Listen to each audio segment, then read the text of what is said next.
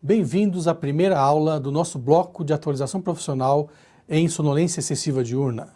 Nessa aula abordaremos a parte de narcolepsia, a primeira parte de 3 que serão discutidas. Meu nome é Fernando Morgadinho, eu sou um neurologista, especialista em medicina do sono e vou estar com vocês nesse bloco. Começarei a apresentação lendo um texto de um paciente para vocês entenderem como é que é a complexidade do paciente com narcolepsia. Um dia sonhei que estava acordado e quando acordei estava dormindo. Essa frase pode parecer engraçada, mas não para quem sofre de narcolepsia. Quantas vezes eu pensei estar vivendo uma cena real e só quando acordei é que me dei conta de que tudo não passava de um sonho. Sonho, fantasia, coisas na minha cabeça, como algumas pessoas diziam. Eu não sabia ao certo o que estava acontecendo, só sabia que era uma coisa nova, estranha e sem explicação aparente. De repente, um sono incontrolável e ali estava eu, dormindo. Em qualquer lugar, independente do momento ou da situação. Preguiça, cansaço, estresse, nem eu mesmo sabia explicar. Esse é um paciente com narcolepsia, talvez um dos mais antigos que a gente tem, e é um paciente que queria escrever um livro. E como todos os pacientes com narcolepsia, eles começam, e por conta da doença, da sonolência, etc., ele só conseguiu escrever esse trecho do livro em 10 anos. Para vocês entenderem a magnitude e a importância que essa doença tem no desenvolvimento desses pacientes. Então hoje a gente vai falar nessa primeira parte da aula de narcolepsia, no histórico, na epidemiologia e na definição e classificação da doença. Então tudo começou em 1888, quando Guélinot descreveu 14 pacientes com ataques de sono. Lepsia ataques, narc sono, então ou seja, narcolepsia são ataques de sono incontroláveis. Em 1902, foi somada a esse conjunto de pacientes a descrição de paralisia de sono com emoção, e aí somou um quadro importante da narcolepsia, que é a cataplexia, que é a perda de tônus muscular com a emoção. Em 28, somou-se a paralisia do sono e as alucinações hipnagógicas. Em 1930, Van Kormo, na Áustria, descreveu a encefalite letárgica, uma lesão de hipotálamo, levando a um quadro semelhante ao que Guélinot descreveu de narcolepsia. Em 1930, somaram-se esses 4 elementos que são a sonolência excessiva diurna, a cataplexia, a paralisia do sono e a alucinação hipnagógica, dando então a tétrade da doença, que é a tétrade de Guélinot.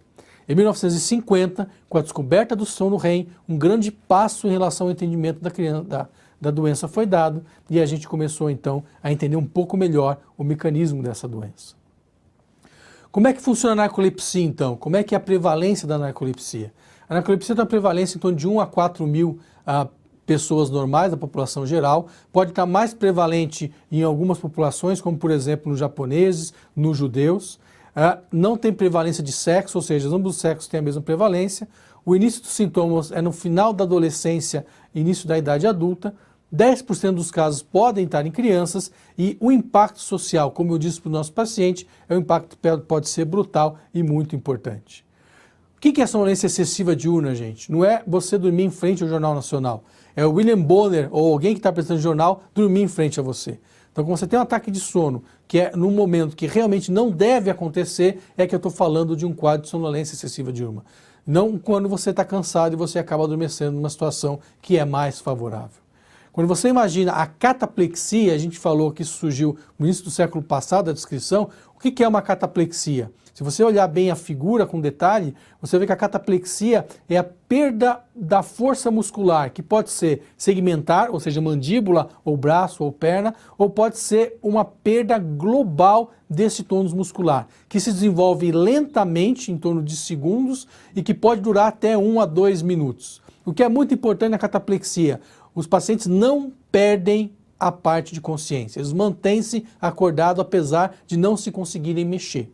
Você pode falar, mas Fernando, eu não entendi bem a parte de cataplexia. Então, vamos dar uma olhadinha nesse vídeo com detalhe. Repara nesse paciente narcoléptico, que tem cataplexia. Esse paciente ele vai estar num contexto de um bowling ou na parte de boliche, com alguns amigos. E repare que ele tem um padrão normal de atividade, e ele vai fazer a jogada como é esperado. E durante a jogada, ele subitamente tem um ataque de cataplexia. Ele perde completamente o tônus motor, não consegue se mexer e o grupo de pessoas que estão com ele, conhecendo o quadro, vão obviamente não desesperar, porque sabe que é um quadro transitório, ele está acordado, e carinhosamente esse grupo de pessoas vai tirar ele da parte do boliche, para não perder a jogada, obviamente. Repare que ele não largou a bola, ele mantém o tônus baixo, mas ele não larga a bola. A outra jogadora do time, para não perder a jogada, obviamente, rapidamente toma a função e ela faz a jogada no lugar dele. Repare que a bola já soltou, ele começa a retornar o tônus muscular e depois de alguns segundos ele retoma o tônus e ele volta então a ter a atividade muscular normal. Essa é uma imagem de cataplexia, que é a perda do tônus muscular desencadeado por emoção. Isso é muito característico, isso é patognomônico de pacientes com a parte de narcolepsia. Muito bem. Esse aqui é um outro vídeo muito interessante, que ele mostra uma criança com um quadro de narcolepsia. E o que a gente evidencia nesse vídeo? Que essa criança mantém um quadro de um certo relaxamento muscular, uma postura relaxada na cadeira. Além disso, a fala dele é um pouco mais disártrica, um pouco mais enrolada, e ele não consegue manter a abertura ocular constante. Com desabamento da parte da pálpebra, às vezes volta, às vezes cai. Isso é o que a gente chama de uma facies cataplética. É típico de criança que desenvolve o quadro de narcolepsia. Então, com quadro de emoção, etc., ele perde o tônus, ele começa a relaxar, a cabeça começa a cair, o olho começa a cair, e esse paciente, então, tem o quadro de uma fraqueza segmentar, diferentemente do que a gente viu no outro vídeo, que é uma fraqueza, uma cataplexia a nível mais global. Esse paciente foi medicado e ficou muito bem com o tratamento que a gente vai discutir durante esse bloco de sonolência excessiva diurna. Quando eu falo, então, falamos de sonolência excessiva, que é muito importante, estamos falando de cataplexia, agora vamos falar do terceiro item, que é a paralisia do sono. O que é a paralisia do sono? É justamente a incapacidade de se movimentar quando você acorda.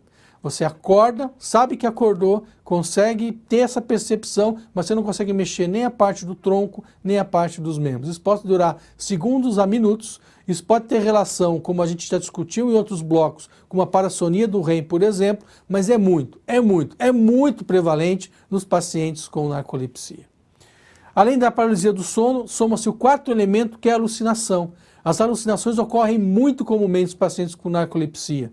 E elas podem ser hipnopômpicas ou hipnagógicas.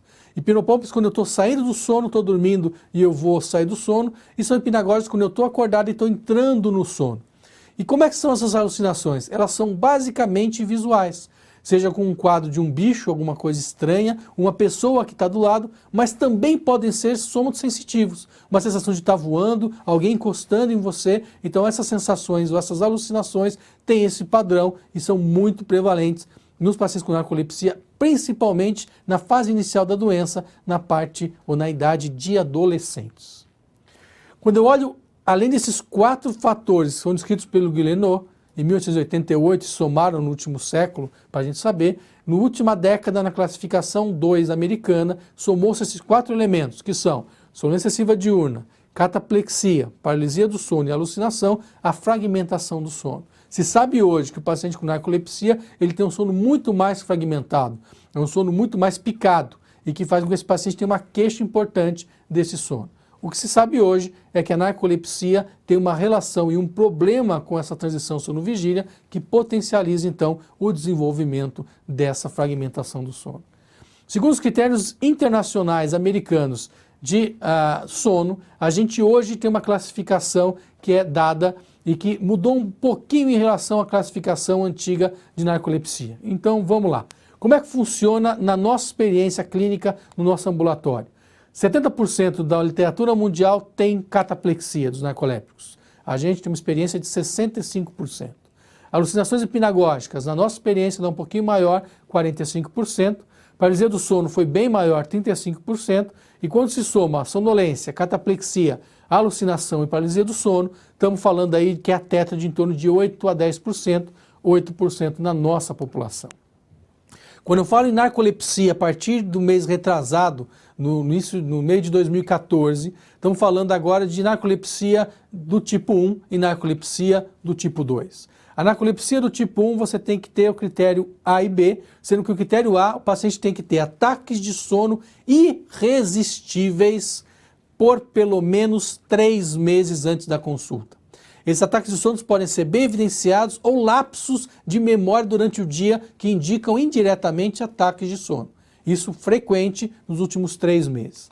A esse item tem que somar pelo menos um dos dois. Se o paciente tiver cataplexia, com o teste de múltiplas latências, com a média abaixo de 8 minutos e com 2 ou mais SOREMPs, ou seja, REM, durante esses episódios, você tem o critério de narcolepsia do tipo 1. A outra possibilidade é você fazer a dosagem do líquido de hipocretina e ter a hipocretina abaixo de 110 picogramas por ml ou 1/3 do que você tem de controles. Então, repetindo, narcolepsia tipo 1 são ataques de sono irresistíveis nos últimos 3 meses, com um dos itens abaixo. O primeiro item, cataplexia com teste de múltiplas latências positivas, média abaixo igual de 8 minutos, 2 ou mais SOREMPs, ou a hipocretina abaixo de 110 picogramas. Então, se você tiver um paciente com narcolepsia, tem cataplexia e tem a latência positiva, esse paciente é narcoléptico tipo 1. Se você tem um paciente com narcolepsia e tem a dosagem da hipocretina baixa, independente se tem narcolepsia ou não, ou cataplexia ou não, esse cara é um narcoléptico do tipo 1, porque confirmou a fisiopatologia mais conhecida da narcolepsia. Um detalhe importante nessa nova classificação, se na polissonografia basal, que anteceder ao teste de múltiplas latências, você tiver um REM com uma latência menor que 15 minutos, esse REM pode substituir um dos SOREMPs ou do REM que está na latência múltipla. Então é importante você ter uma polissono prévia, com uma latência de REM muito curta, essa latência pode substituir um dos SOREMPs por critério diagnóstico. Muito bem, quando eu falo então em narcolepsia do tipo 2, os critérios são muito semelhantes. Então qual que é a diferença? Mantém a narcolepsia tipo 2 um quadro de sono irresistível ou lapsos frequentes dos últimos 3 meses da consulta, pelo menos. Tem uma teste de múltiplas latências também com 8 minutos ou menos e com 2 ou mais SOREMPs. Isso é importante, manter o mesmo critério que a gente tem do cataplexia. E tem que lembrar que se você tiver na parte da polissonografia um REM com menos de 15 minutos, esse REM também substitui um dos testes da latência, fortalecendo assim o diagnóstico. Óbvio, se é um tipo 2, eu não posso ter cataplexia, porque se tiver cataplexia é sabidamente do tipo 1. Além disso, a concentração do líquido de hipocretina é uma concentração que ela é normal, ela é acima de 110 picogramas por ml, e a gente não tem nada em questão da parte clínica ou medicamento que explique esse quadro de narcolepsia, seja por uso de medicamento, seja por alguma doença que caracterize então ou faça diferencial com a narcolepsia sem cataplexia.